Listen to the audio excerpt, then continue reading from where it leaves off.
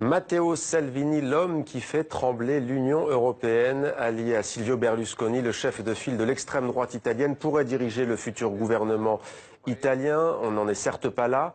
Il n'est d'ailleurs pas le seul à rêver de la présidence du Conseil italien, puisque pour la première fois, le mouvement eurosceptique 5 étoiles de Luigi Di Maio, que vous voyez à l'image, se dit prêt à s'allier à d'autres partis pour diriger l'Italie 2 jours après ces législatives italiennes.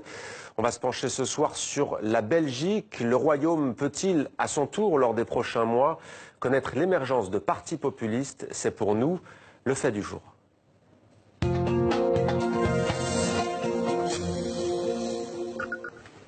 Et avec nous en direct de Bruxelles, Pascal Delhouit, bonsoir, merci d'être avec nous. Vous êtes professeur de sciences politiques à l'Université libre de Bruxelles.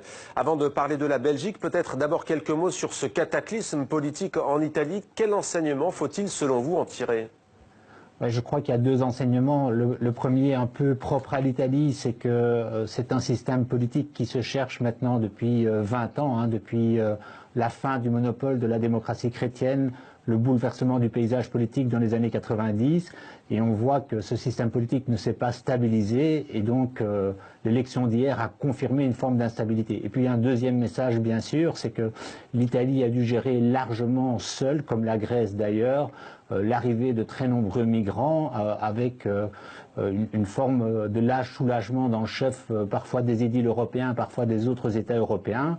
Et donc la question de l'immigration et de la présence de très nombreux réfugiés en Italie a été au cœur de la campagne, et des partis plutôt eurosceptiques, voire d'extrême droite comme la Ligue, en ont profité électoralement.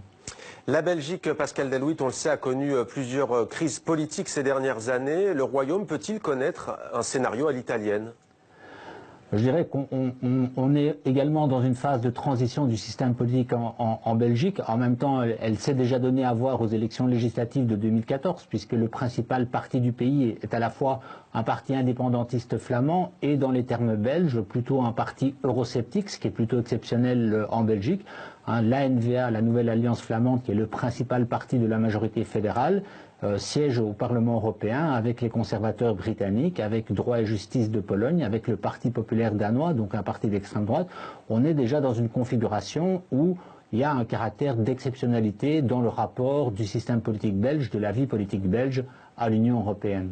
Alors l'ANVA, vous le dites, eurosceptique, est déjà au gouvernement belge, dans la coalition du Premier ministre Charles Michel. Est-ce qu'il y a un pendant en Belgique du mouvement 5 étoiles en Italie, voire du mouvement français, la France insoumise, de Jean-Luc Mélenchon? On pense par exemple au Parti des travailleurs de Belgique, à gauche.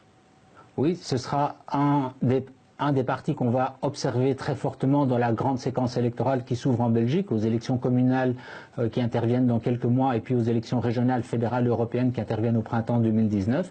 Et le Parti du travail de Belgique, donc une formation de gauche radicale, connaît une poussée dans les intentions de vote, surtout dans l'espace francophone, mais aussi pour partie dans l'espace néerlandophone. Et il n'est pas du tout exclu qu'on ait un afflux de députés en faveur du Parti du travail dans sa version francophone et néerlandophone aux élections fédérales et régionales du printemps 2019, comme il n'est pas exclu qu'un certain nombre de partis plutôt faibles actuellement connaissent une poussée électorale, comme par exemple le Parti populaire dans le spectre francophone.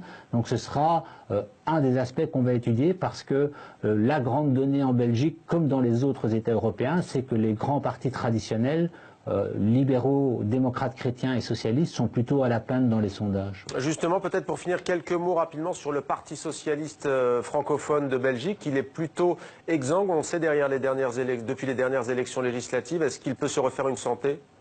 Oui, il est à la peine politiquement, il est à la peine dans les intentions de vote, et puis bien évidemment, il est à la peine comme à peu près tous les partis sociaux-démocrates européens. On l'a encore vu dimanche en Italie avec le résultat catastrophique du Parti démocrate, on l'a vu en Allemagne avec le très mauvais résultat du SPD, et donc pour lui, ce sont des signes inquiétants d'une éventuelle défaite électorale, et surtout de ce qu'on pourrait appeler un changement de statut, c'est-à-dire un parti qui désormais serait dans l'espace francophone beaucoup plus contournable qu'auparavant, alors que depuis 30 ans, il est très difficilement contournable à l'échelle régionale wallonne, par exemple. Merci beaucoup Pascal Delhouit d'avoir répondu à nos questions dans 64 minutes.